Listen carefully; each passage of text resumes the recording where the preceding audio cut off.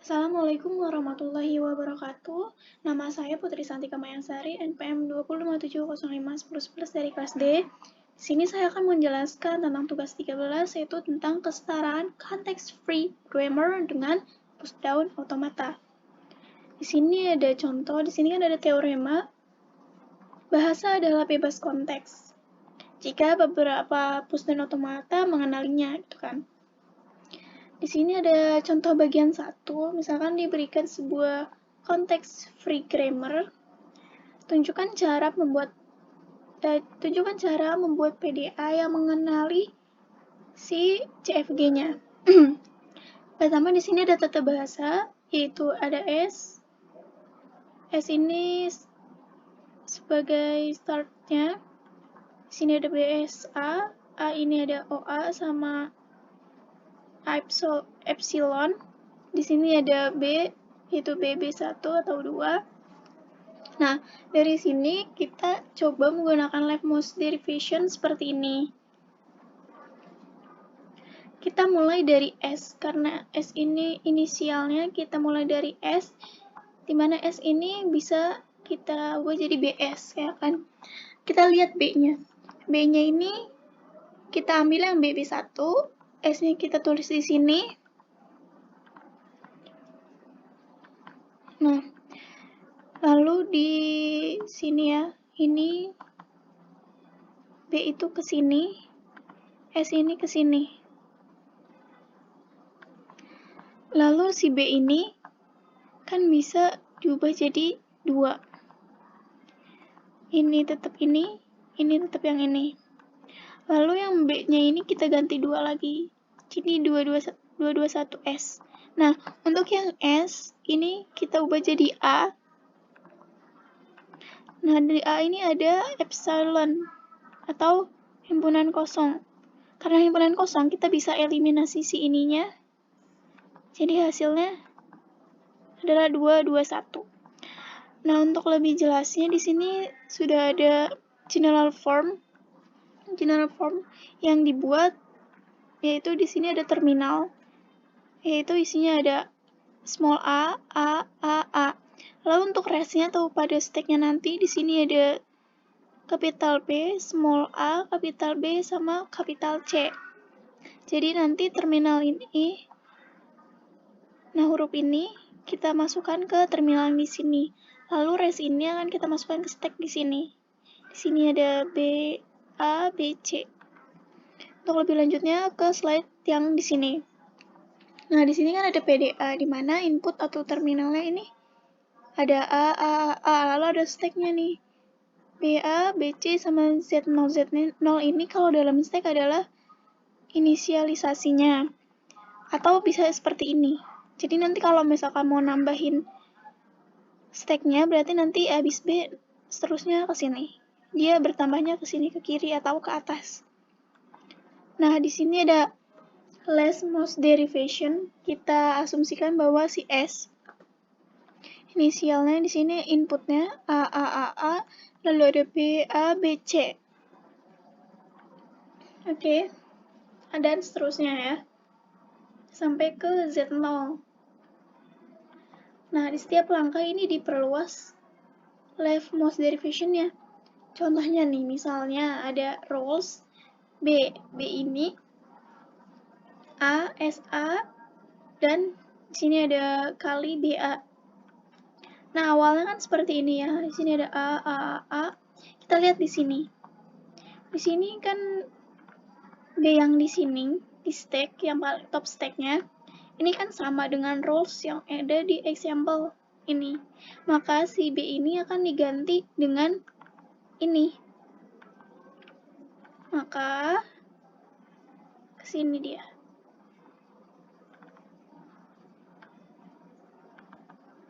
Nah, sampai sini aja sih. Tuh. Jadi seperti itu. Jadi B yang di sini kita ubah jadi ini. Yang ini inputnya sama. Yang B ini kita ubah jadi A, SA dikali BA. Terus A, B, C di sini. Nah, di sini kita harus cocokkan stack top dengan role-nya kan. pop atau keluarkan stack yang atas yang ini. Kita pop ininya, kita masukkan yang ini, kita push ke stack yang di sini. Seperti itu. Selanjutnya, misalkan ada row, kita punya stack yang paling atasnya itu A. Lalu kita pop A-nya, kita push si B, C, D. Nah, ini kayak gini. Di sini kita nggak input apa-apa, alias epsilon kosong. Lalu match top dan popnya. Kalau misalkan di sini di sebuah stack atasnya itu ada A, A-nya kita pop.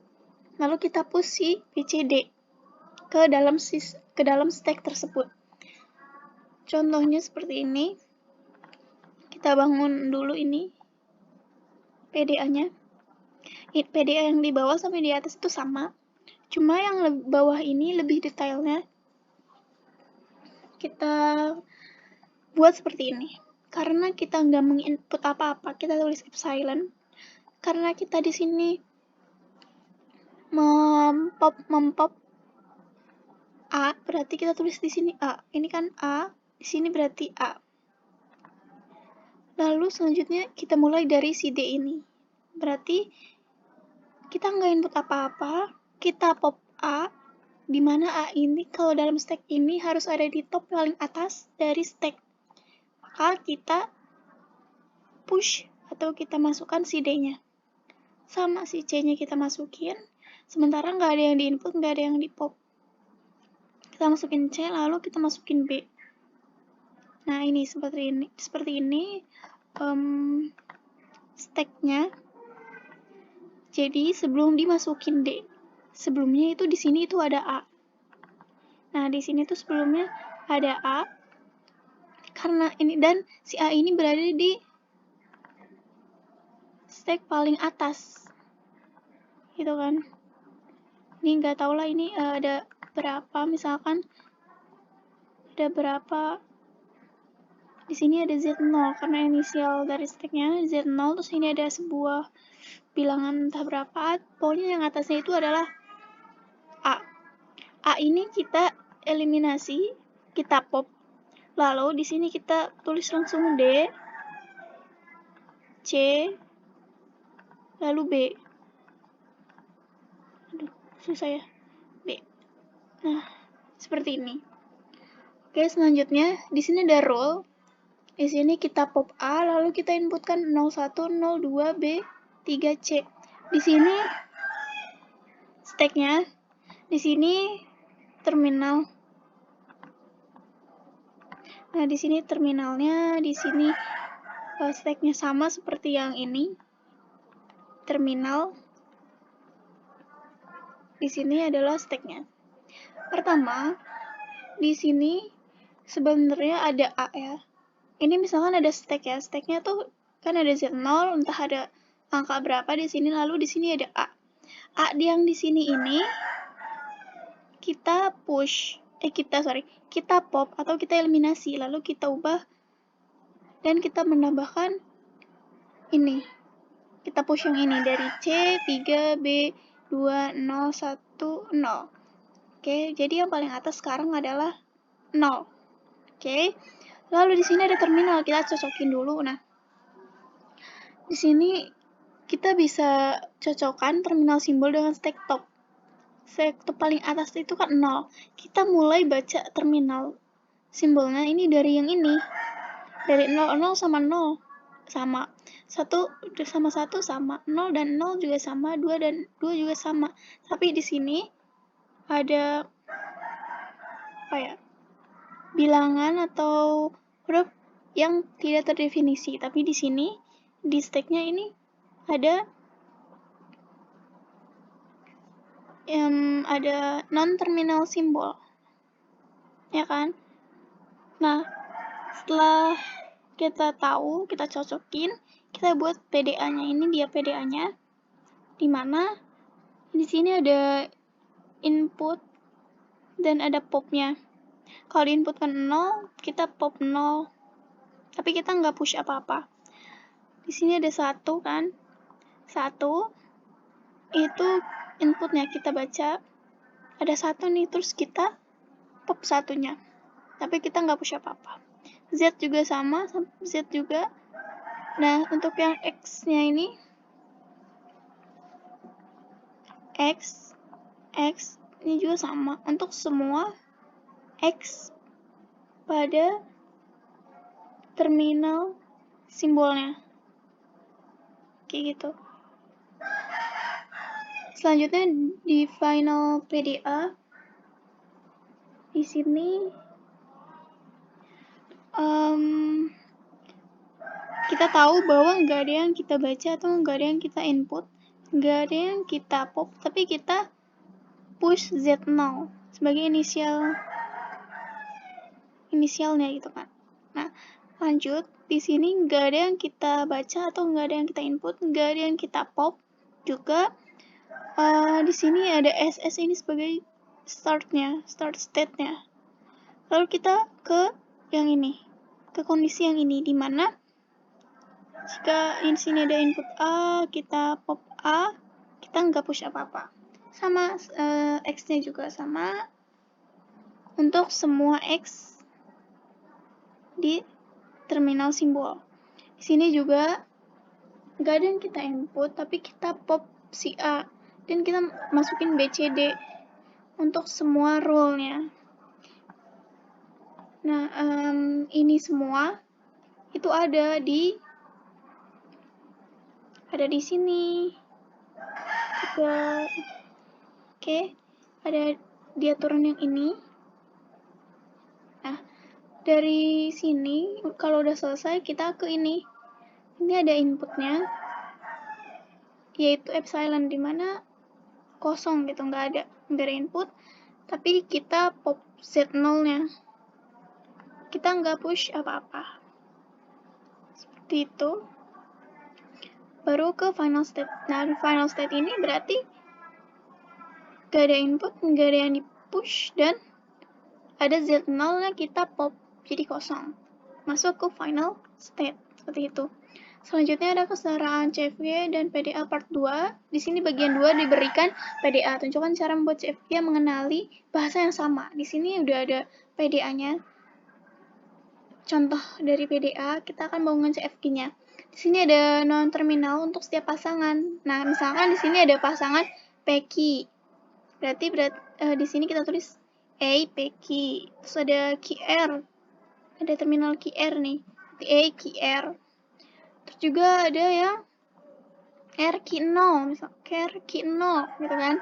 Jadi A, R, Q0 dan seterusnya. Bisa aja di sini PQ udah, misalkan QR udah, PR belum ya, RP.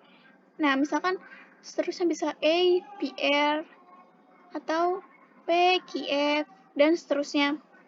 Nah, untuk non-terminal awalnya kita inisialisasi dengan A, Q0 dan QF. Dimana QF-nya ini adalah final ya. Untuk awalnya seperti itu, dari sini ke sini gitu kan. Langkah pertama, kita sederhanakan dulu PDA-nya. Oke, baru yang kedua bangun CFG-nya. Berarti kita sederhanakan dulu dengan cara apa? Di sini kita ada simplifying the DFA. DFA seharusnya memiliki satu final state atau yang menerimanya accepting state ya. Nah, misalkan di sini kita punya 3 final state di sebuah PDA. Ini kan nggak bisa ya, jadi kita harus simplifying jadi seperti ini yang di samping kanan ya. Oke. Di sini nggak ada yang kita input, nggak ada yang kita pop, dan kita nggak nge-push juga. Jadi final state yang di sini kita ubah menjadi seperti ini. Jadi di sini kita mempunyai new final state, yaitu KF. Kita inisialnya dengan KF aja, new final state-nya. Lalu misalkan di sini ada PDA yang harus mengkosongkan tumpukan stack-nya sebelum menerima input. Jadi buat start state baru yaitu Q0 ya, dimana dia memasukkan Z0 ke stack. Jadi dia nggak input apa-apa, dia nggak pop apa-apa, tiba-tiba dia langsung nge-push aja tuh Z0 ya ke stack. Atau seperti ini, ada tiga state di sini, terus di sini ada state selanjutnya, di sini ada final state. Dimana di sini epsilon itu nggak ada yang diinputin, tapi dia nge-pop X dan nggak ada yang di-push. Untuk semua X-nya ini adalah a final state alphabet. Min Z0 dikurang Z0. Nah, selanjutnya dari sini udah, kita ke sini nih, menuju ke final state. Tidak menginput apa-apa, tapi kita ngepop Z0 dan nggak ada ngepush sesuatu di situ kan, karena epsilon kosong. Selanjutnya yang ketiga ada yakinkan step transisi melakukan push atau pop, tetapi tidak melakukan keduanya sekaligus. Nah, misalkan di sini ada case pertama nih. Di sini kita ada yang kita input, ada yang kita pop, ada yang kita push. Dari rules-nya aja kita nggak boleh nge-push atau nge-pop dalam waktu yang bersamaan gitu. Untuk melakukan keduanya itu nggak boleh. Jadi harus nge-pop atau nge-push. Nah, oleh karena itu, yang ini kita ubah menjadi seperti ini. State-nya. Kita tambahin di tengah di sini satu. Dimana A, X-nya tetap di sini, tapi dia nggak menginput apa-apa. Nggak nge-push apa-apa maksudnya, sorry. Lalu di sini kan udah mewakili si A, sini juga udah mewakili X, dimana dia di sini di state selanjutnya yang di sebelah sini dia menginput Y, seperti itu. Sama dengan kasus yang kedua, dia ada inputnya A tapi nggak nge-pop apa-apa, nggak nge-push apa-apa juga gitu kan. Jadi kita ubah state yang ini menjadi state yang di sini ada 3, kita tambahin tengah-tengahnya juga. Nah, bedanya karena di sini nge-push dan nge-popnya juga ada, jadi kita uraikan seperti ini. Kalau nggak ada yang di-push, di-pop, kita tambahin ZD, di mana ini merupakan simbol dummy, di mana simbol ini itu khusus digunakan pada state yang nggak ada yang di-push, nggak ada yang di-pop. Jadi kita menggunakan simbol dummy ini, ZD. Push dan pop simbol dummy gitu kan. Jadi cara menggunakannya di sini ada A, di sini ada epsilon, tapi kita ubah yang ini pushnya jadi ZD. Nah, ini kebalikannya dari ini ya. Ini dia inputnya nggak ada karena udah mewakili dari sini. Nah, yang ini kita ubah ZD, yang di sini kita ubah jadi epsilon. Nah, epsilon di sini kita ubah menjadi ZD. Seperti itu cara mengubahnya gitu. Nah, di sini mulai dengan tumpukan kosong dan selesaikan dengan tumpukan kosong. Oke. Jadi misalnya di sini underflow. Underflow itu apa sih? Jadi di sini ada bentuk pop dan push. Ini ada underflow untuk pop, overflow di push. Underflow. Di sini kita punya stack B, A, Z, 0. Kita pop. Karena kita pop berarti yang paling atasnya kita eliminasi menjadi stacknya tinggal Z0 dan A. Kita pop lagi, kita eliminasi A-nya, tinggal Z0. Nah, kita pop lagi, berarti Z0-nya kita eliminasi menjadi kosong stacknya. Kita mulai dari yang kosong nih. Kita hapus Z0, kita masukin. Kita push A, kita masukin di sini. Kita push B, masukin ke sini. Kalau di push C misalkan, berarti di atas B berarti ada C, seperti itu. Oke, sekian penjelasan dari saya. Kurang lebihnya mohon maaf. Wassalamualaikum warahmatullahi wabarakatuh.